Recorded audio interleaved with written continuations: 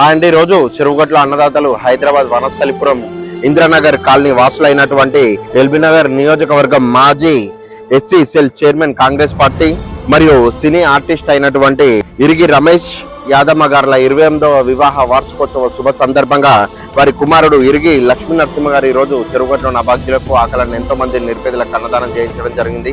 Thank you Lakshmi Narasimha గారు.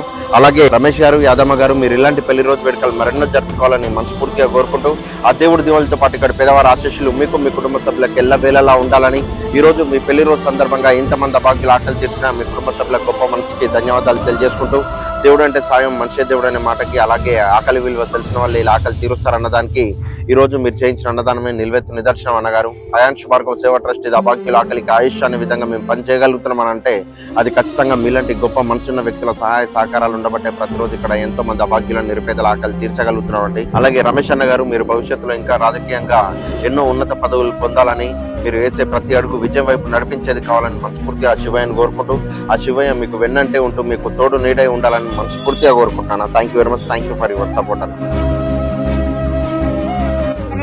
अन्नदाता सुखी भव ఐదు ఆరోగ్య పక్షి రసు దేశ సుమందులుగా కుటుంబ సమేత శివపాతాకి ఎల్లకాలం ఉండి అడుక్కున్న వాళ్ళు దేవుని 6 తరాలు ఉండాలి.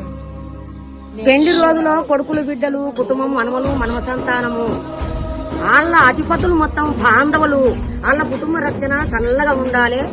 వాళ్ళ భగవంతుడు సహజంగా మెచ్చాలి, వాళ్లకు గురువులు సహజంగా చూడాలి. ఓం నమ శివాయ. చల్లగా బతకాలి.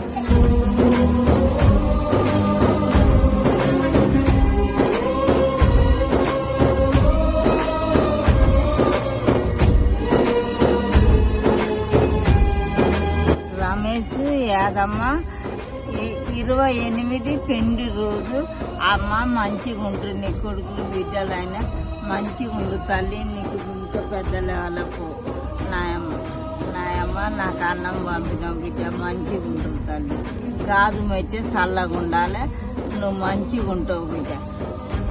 28వ పెళ్లి రోజు కాబట్టి ఇంకా ముందు ముందు ఎటువంటి పెళ్లి రోజులు చేసుకోవడం, అలాంటి పేద ప్రజలకు అన్నదానం చేస్తూ ఇంకా ముందు ముందు చేయాలని కూడా ఎంతో మంది భారతదేశంలో పేద ప్రజలు ఉన్నారు కాబట్టి వాళ్ళందరికీ చేయూత ఇస్తూ అన్నదాత సుఖీభవ. రమేష్ యాదమ్మ, మీరు చల్లగా నుండనూరే తీర్థానం చేసి కుక్కుల బిడ్డలు కనుక పేద ప్రజలకు అన్నం పెట్టినందుకు మీకు నిండా నూరేళ్ళ దీర్ఘాయుష్యాన్ని మాకు ఇలాంటి పెళ్లి రోజులు చాలా చాలా ఎన్నెన్నెన్నెన్నో చేసుకోవాలి. చల్లగా మా లాంటి వాళ్ళకి, గరీబ్ వాళ్ళకు, బీద వాళ్ళకు అన్నదానం చేయాలి సార్. మీరు